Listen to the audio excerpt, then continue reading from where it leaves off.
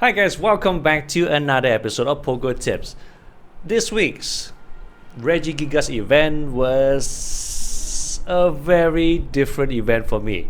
Now, in the morning, I told my mates to go ahead. We're supposed to raid together, but I told them, just go ahead, I'll meet you at the park. I did my laundry, hang the clothes out to dry, played with my neighbor's cat, and then just as I was about to head out, it rained.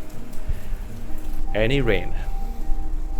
So my buddies, being good buddies, said that they're going to the mall and they asked me to come along, and I said no, I'll just wait for the sun to come out because I didn't want to film in the dark. You know, malls are kind of dark and noisy and there's copyright music in the background, and I just didn't want to get that, especially with Christmas coming along soon.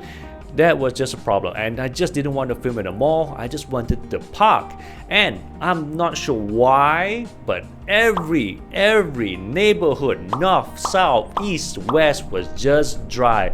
People were completing their Regigigas quest by 1.5 hours into the event, and here I was at almost 3 o'clock in the afternoon at home with my trusty gym waiting to complete the quest. So trainers, I'm not sure how to drag this week's episode, but here goes. Now a little bit about the event. Most trainers who paid $8 for the pass receive an invitation to participate in a Regigigas event from 11 to 7. 10 raid passes were given, but more on that later, and there was no problem for a lot of the city dwellers to finish the whole quest within an hour. No problem right there, because given a number of gyms, especially if you're in a group of 3 or more trainers who are just an average, you can complete your quest pretty quick. Now another big portion is to evolve 7 Pokemons of the Rock type, Steel type and Ice type. Now if you have enough community day candies left over, like from Swing Up days, then you will be fine. Now this is the task list which was actually published ahead, and I posted this on this channel's community page before the event even started, helping trainers to plan ahead. And lastly, one thing you need to do is to have at least 1 Regice, 1 Registeel and 1 Regirock to complete the task. Why? You gotta take a picture of each one of them and then you get your Regigigas. Now back to the cost. Whether it's worth it, well, it is pretty subjective. I'm not saying a safe answer here because some trainers had the time of their life, especially in areas that didn't rain. Now the Regigigas event is $8. My lunch for that day was only $2 inclusive of a drink. That could actually provide for a family of 4 a good decent meal. Now that is totally not the issue.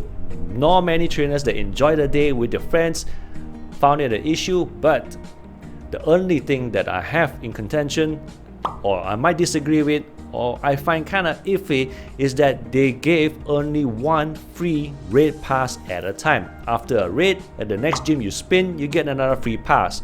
Now paying $8 and not getting 10 premium passes, instead we got 1 free raid pass per raid. So that is kinda odd. In other words, if you're in a small town that had no gyms for that day and you can't make it, or if you're stuck at work, that passes are all burnt. What is that about? Now if you finish off the day with only 6 raids done, you still got 4 left over that will be burnt by 7 PM. So maybe to avoid penalizing people who paid hard-earned money, real money, not Pokecoins, perhaps Niantic could just issue premium pass at the start. Or since to encourage everyone to participate in that day's activities, anyone who can't use up their raid passes in time by 7 PM should be given premium passes instead.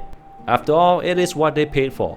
And trainers, with the COLOSSAL event, we all get a free pose. Then check out that pose, trainers. Here is the style shop, and this is the pose. Check that out. That is such a distorted pose.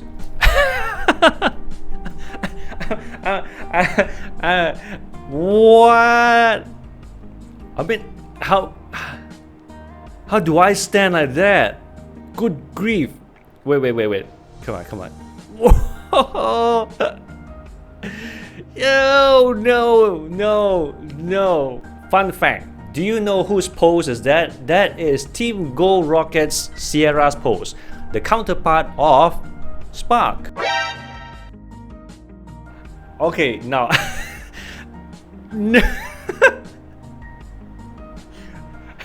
I'm sorry.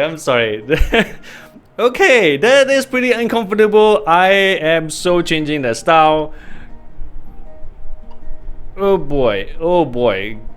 There. Phew. Okay, right. Now trainers, here is another fun fact. This could be the tip of the week. Now in some of your raids yesterday, you might have came across a Regigigas, Registeel or Regirock with a new move called Lock On. Now you might not get it in default, but Lock On is pretty awesome. It really charges the charge attack pretty fast. Now here is a fun fact. Any trainer that used to want to switch out away from Lock On would receive a notification that you cannot relearn that move. I strongly suggest you TM at least 1 or 2 of your Regis to have Lock On for the Ultra League, Great League and Master League. Now for the Master Leagues, I strongly suggest you TM a Lock On for Regigigas, and the rest for Ultra and for Great Leagues you must have a Lock On for a Registeel. Press start.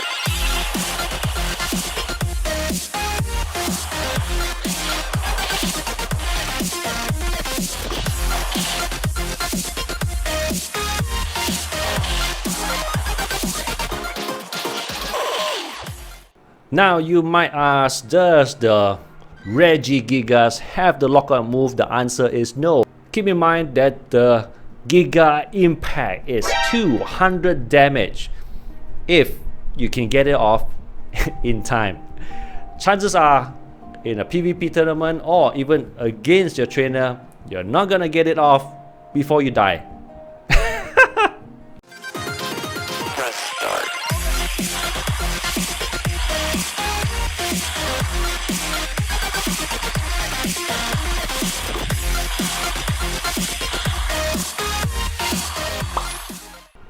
So trainers, I hope you like those important points. These are some of the highlights for the Regigigas event. I am pretty sorry there wasn't a raid train, but I managed to get myself a shiny Regirock.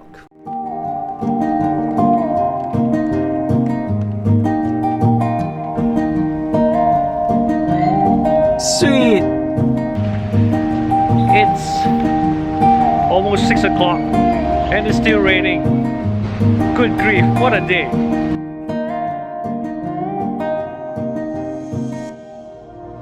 And we have Cobalion, the legendary trio, making its debut this month on the 4th, which is about the time this video goes live. Unfortunately, as far as steel goes, this guy doesn't do too well. So this is gonna be one of those months where you're better off raiding, like Kling Clang, hoping for a shiny and other mons instead. After all, this is not going to be a shiny, and in terms of steel wise, it is pretty bad. With its current movesets, you're better off with a Steelix. And with that trainers, I'll see you next week for the Cobalion raids, and thanks for watching. Press start.